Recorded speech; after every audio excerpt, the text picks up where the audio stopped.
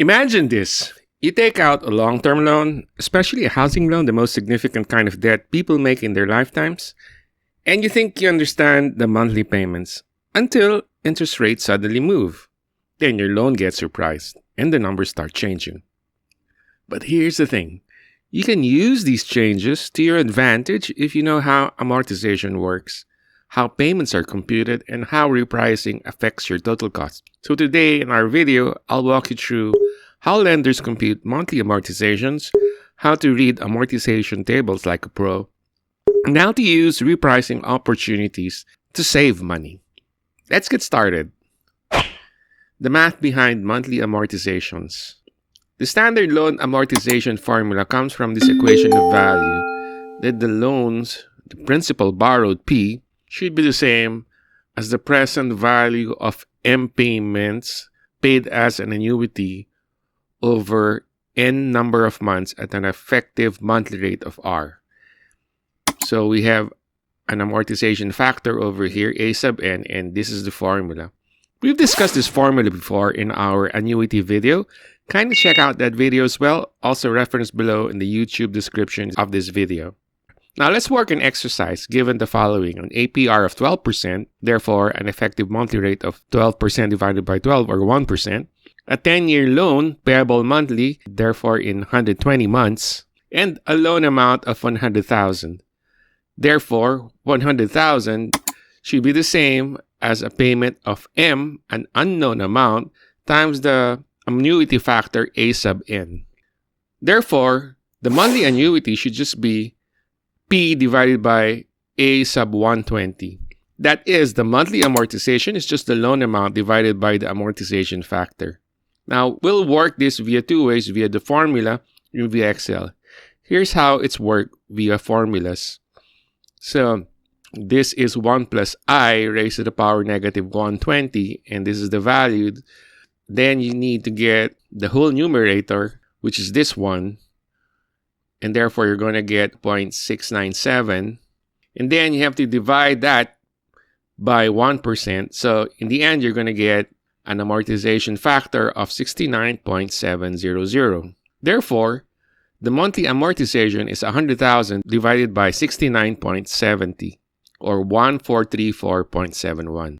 Now, in MS Excel, the ordinary annuity is expressed as follows. We discussed this before, so this is a quick review.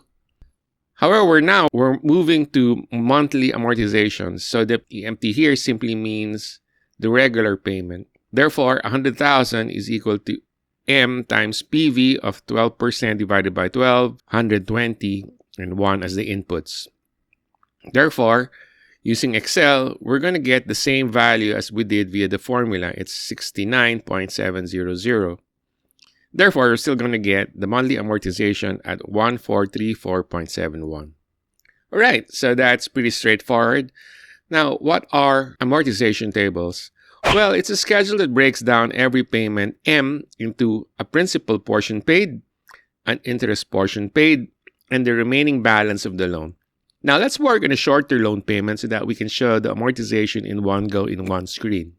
Let's say we got a loan of 100,000, R is equal to 1%, N equals 24 months, A sub N is equal to 21.24, and the resulting M is 4,707.35. This M of 4,707 is paid every month, and each payment is first applied for the interest payment of R, and the remainder of that 4,707 is applied to reduce the outstanding loan amount and is therefore considered a principal repayment, which reduces the outstanding loan balance. So this is how we compute for it. This interest is simply the previous balance times monthly rate. Here, it's 1%. So 1% of 100,000. Therefore, you're going to get an interest payment of 1,000. And then the balance of the 4,707 after payment of interest is applied to the principal, and therefore it's considered the principal repayment of 3,707. And then the old principal of 100,000, since it's been reduced by the 3,707 principal repayment, we just get the difference and we get a new principal amount of 96,292. And we do this for each row until you get to a zero principal balance at the end of 24 months. And this is what it looks like. What are takeaways from the amortization table? Well, at the start of the loan, the balance is largest, so interest is largest. Take a look at this table, and you notice how the interest payments go from 1,000 all the way down, moving towards zero. As months go by, the principal shrinks, and interest also shrinks. More and more if your monthly payment goes towards principal at the later part of the loan. The key point here is that interest is front-loaded in amortized loans. Therefore, early repayment strategies are extremely powerful, and we will take advantage of that point. Now, how do repriceable loans work? Well, what is loan repricing in the first place? Some loans, especially mortgages, have fixed rates for a certain period, then gets repriced. For example, a 10-year loan might be fixed for 5 years, then repriced subsequently. Could be for another 5 years, for the remainder of the 10-year term, or perhaps even annually from there on.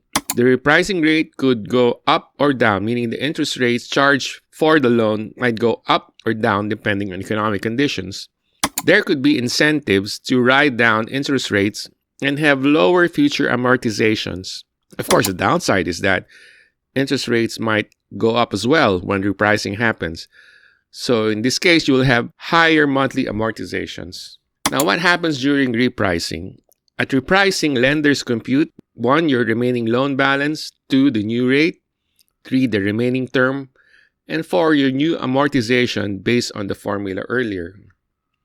So let's work on an example. Here, let's say we have an original loan of $3 million, term of 20 years, a 7% interest in terms of APR, and a monthly payment, therefore, of $23,258.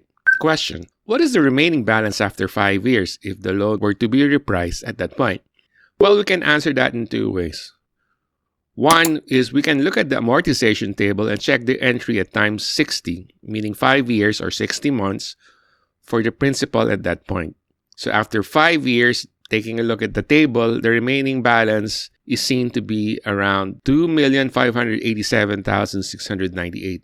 Alternatively, number 2, we can take a look at the remaining amortization still at the original $23,258, payable at 7% APR, but now just for the remaining 180 months using the annuity factor. So we'll have the principal is equal to $23,258 times the annuity factor for 180 months at 7%.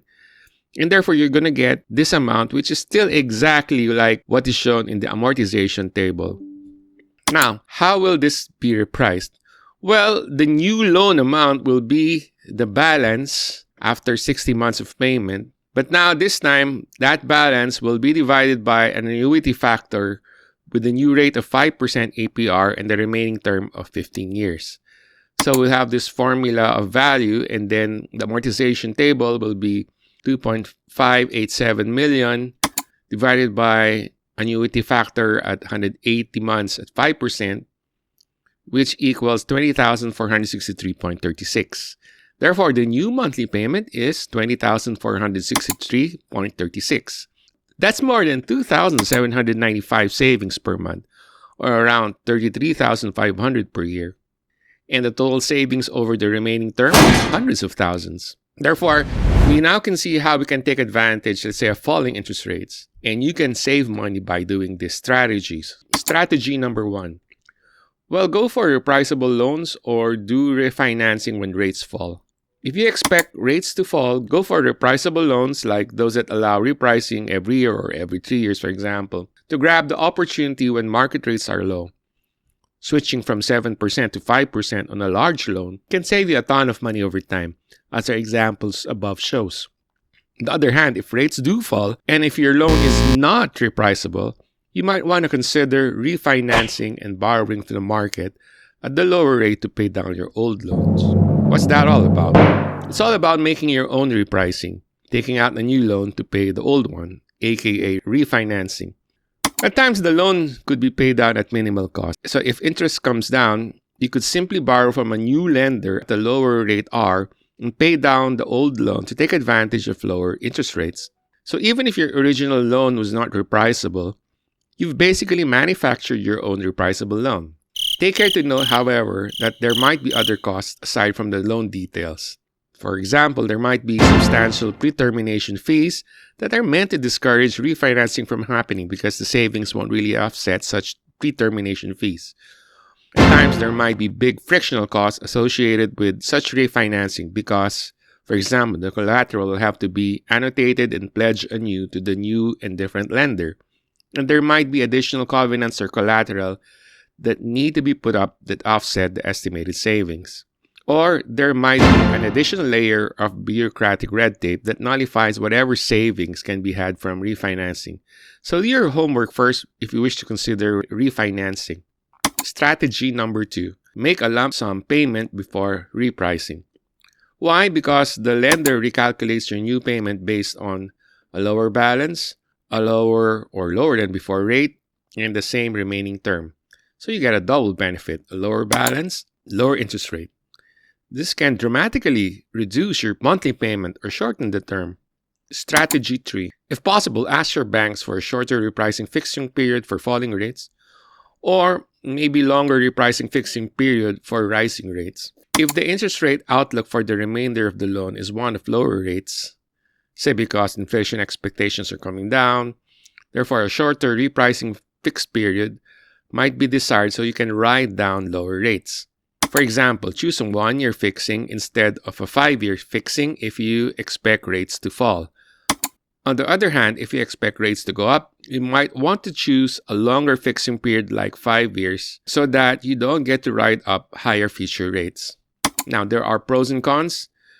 All we can say is just do compute the numbers and weigh the risks and benefits accordingly. Strategy number 4. Consider more principal prepayments to reduce the balance at any time to shorten the loan period in general. Even small extra payments early in the loan cuts years off the loan term. Some final thoughts. Number 1, always ask the bank about repricing schedules. More frequent repricing, more opportunities to save during times when rates fall. Number 2, check your amortization schedule before and after repricing. Know exactly how your balance moves. Number 3, use Excel or an online calculator. Even better, you can use what you've learned here to generate your own calculations. Number 4, prepay if you can. Like we said, even small amounts create huge future savings. And number 5, combine rate drops with prepayments. This is the most powerful strategy. Alright, if you found this helpful, hit like and subscribe for more personal finance tutorials. Thanks for watching and see you in the next video.